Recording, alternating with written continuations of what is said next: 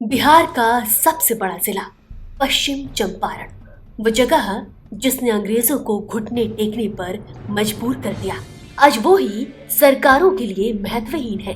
पश्चिम चंपारण की मिट्टी से सरकारों को कितनी बेरुखी है, इसकी गवाही दे रहा है चनपटिया में बसा ये सतबरिया गांव।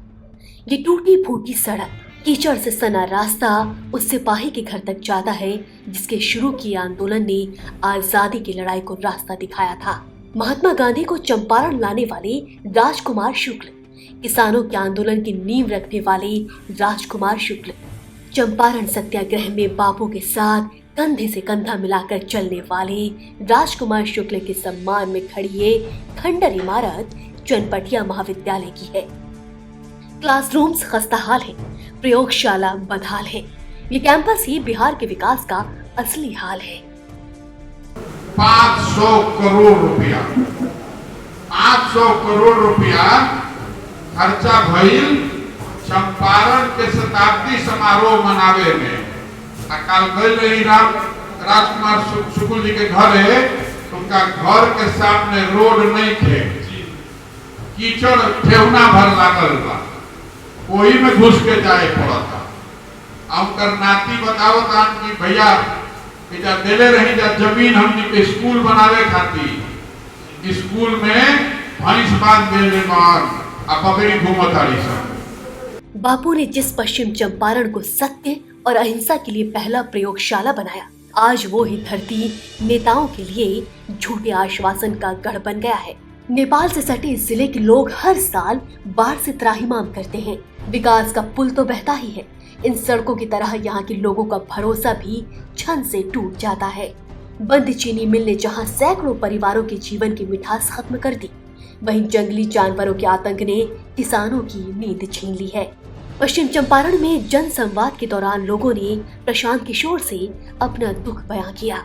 हमारा जो क्षेत्र है, चाहे उत्तरी बिहार में हो या वाल्मीकि नगर साइड का भी क्षेत्र हो, सर जितना भी जंगल इलाका है सर, उधर से क्या होता है कि कोई जानवर रात को कभी भी हमला कर देता है या कभी गांव में आ जाते हैं। तो इसमें ये होता है सर कि कोई मतलब उस समय सुरक्षा करने वाला कोई सुरक्षा कर्मी या फॉरेस्टर उस समय पर नहीं आ पाते हैं सर।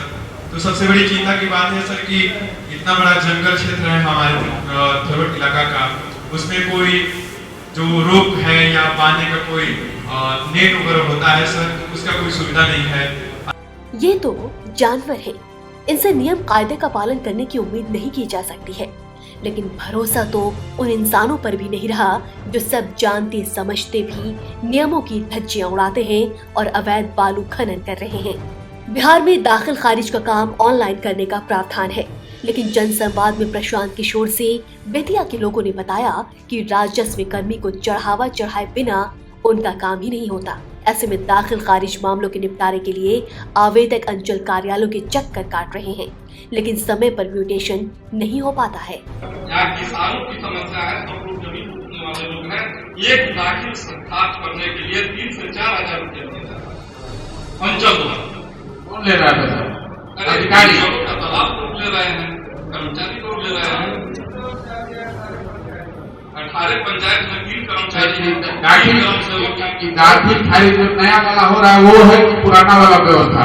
पुराने वाले व्यवस्था के तहत दाखिल खारिज कर रहे हैं। अभी नया वाला यहाँ शुरू नहीं हुआ है, कंप्यूटर रिकॉर्ड नहीं बन रहा है। हो रहा है साहब, लेकिन उसमें भी नहीं कर रहे हैं, लोगों को दौड़ा रहे हैं, गिर रहे हैं। जनसंवाद में लोगों की परेशानी सुनने के बाद प्रशांत किशोर ने कहा कि वो उन सभी समस्याओं को लेकर रणनीति बनाएंगे और उनके साथ मिलकर पुरजोर आवाज उठाएंगे। 3-4 जो महत्वपूर्ण समस्या सबने मिलकर बताया, एक तो वन एक्ट को यहाँ लगवाना, दूसरा बालू की बात, और तीसरा शिक्षा और ये भूमि का दाखिल खारिज। 4 एक तो और बात होगा तो उसको हम लोग मीटिंग करके निकाल लेंगे। न तो जन सुराज अच्छे लोगों को चुनने में फेल होगा, न ही यहाँ पैसे के दम पर लोगों को मौका मिलेगा, न ही कॉर्पोरेट फंडिंग के बल पर नई राजनीतिक व्यवस्था का ढांचा खड़ा होगा। कि हम लोग बहुत बड़ा पार्टी बना दें और उसके बाद हम लोग को भूल जाया जाए और पैरासूट से जैसे और दल में लाया जाता है लोगों को आकाश लब्धि यहाँ लोग आ जाता है चुनाव में खड़ा हो जाता है। ऐसा तो नहीं होगा हम लोग के साथ। ऐसा आप छोड़कर यहाँ क्यों पसीना बहा रहे हैं? इसलिए बहा रहे हैं जब अगर हमको अपना पैसा साधन व्यवस्था लगाकर जिसको जिता कर लाए वो सही आदमी चुनकर आए।